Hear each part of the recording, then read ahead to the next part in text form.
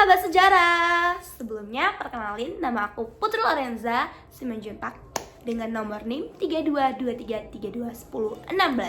Jadi sahabat sejarah semuanya, aku akan ngebahas tentang Daedalus. Pasti kalian gak asing dengan kata-kata Daedalus yang ngebangun jalan dari Anyer sampai Panurkan. Ada yang penasaran? Ada yang penasaran?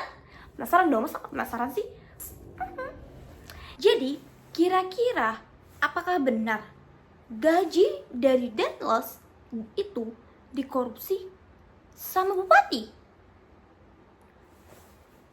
We never know. Gak ada yang tahu. Jadi, kalau kalian mau tahu, stay tune. Di sini saya akan mereaction video dari Inspek Historia dan narasi. Sebelum kita masuk kepada tema besarnya yaitu Daedalus, saya akan menjelaskan sedikit tentang apa sih itu kerja rodi. Nah, kerja rodi merupakan kerja paksa yang dilakukan oleh pihak Belanda pada masa itu untuk menguntungkan pihak Belanda dan untuk mempertahankan armada, karena pada saat itu Inggris sedang gencar-gencarnya untuk masuk ke tanah Jawa. Sebelum itu, mari kita lihat video berikut ini. Padahal jalan yang satu ini memiliki sejarah dan manfaat yang sangat panjang bagi NKRI, baik dalam bidang ekonomi maupun bidang lainnya. Tahukah kamu, jalan yang membentang di sepanjang pantai utara Pulau Jawa ini memiliki sejarah yang juga kelam? Bahkan isunya, orang-orang yang bekerja untuk jalan ini ternyata tidak dibayar alias melakukan kerja paksa. Kali ini, Mimin akan membahas latar belakang pembangunan dari Jalan Pantura dan sejarah kelam yang terjadi di baliknya. Faktanya, demi mencapai semua proyeknya tersebut, Daedalus menerapkan sebuah sistem kerja yang disebut kerja rodi.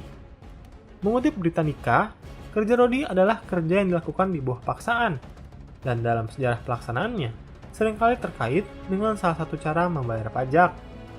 Di luar pemberlakuan pemaksaan dan pembangunan ini, Daedalus sebenarnya juga melakukan berbagai usaha pengumpulan dana untuk menghadapi Inggris. Salah satu kebijakan yang dilakukannya adalah dengan memaksa rakyat untuk menjual hasil bumi mereka kepada pemerintah kolonial Belanda dengan harga jual yang sangat murah. Masyarakat dipaksa untuk menanam komoditi yang akan laku keras di pasar internasional. Kebijakan ini diterapkan pada masyarakat di wilayah Priangan untuk menanamkan kopi. Kembali ke kerja rodi, tujuan kerja rodi sendiri adalah untuk membangun jalan raya sepanjang 1000 km dari Anyer hingga Panderukan. Selain itu, para pekerja juga membangun pelabuhan serta kapal perang demi kepentingan militer Belanda. Akan tetapi ternyata Daedalus memberikan upah untuk para pekerja jalan raya tersebut. Uang tersebut diberikan kepada bupati dan berharap bupati yang akan memberikan gaji-gaji tersebut kepada para pekerja serta mandor yang bertugas pada saat itu. Untuk lebih lanjutnya, mari kita simak video berikut ini untuk memperluas wawasan kita.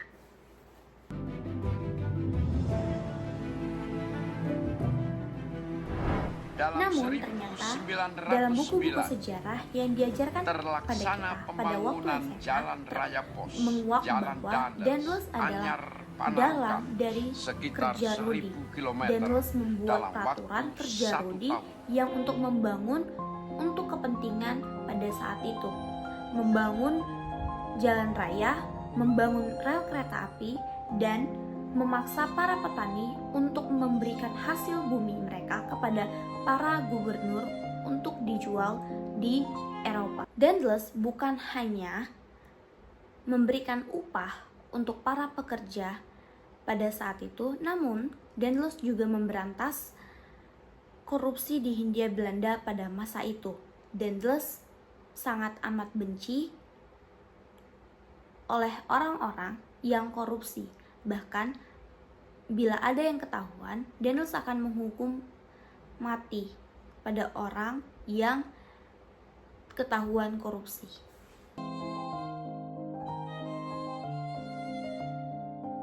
Bahkan menurut yang saya baca dari Profesor Joko Marlihandono mengungkapkan pekerja tersebenarnya itu diupah. Namun, Joko menduga uang tersebut tidak sampai ke tangan para pekerja pada saat itu.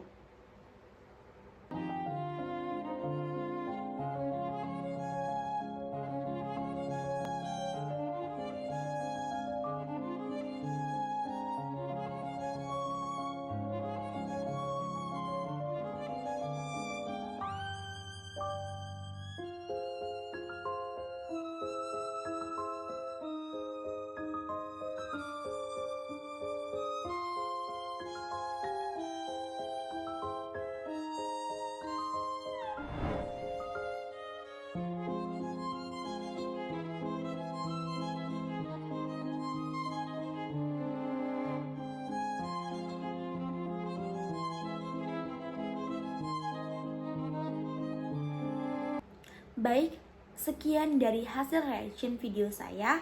Lebih dan kurang saya mohon maaf dan terima kasih atas partisipasinya yang telah menonton video saya. Sampai jumpa di video-video berikutnya, Sobat Sejarah semuanya. Salam sehat, salam damai sejahtera untuk kita semua. Bye-bye!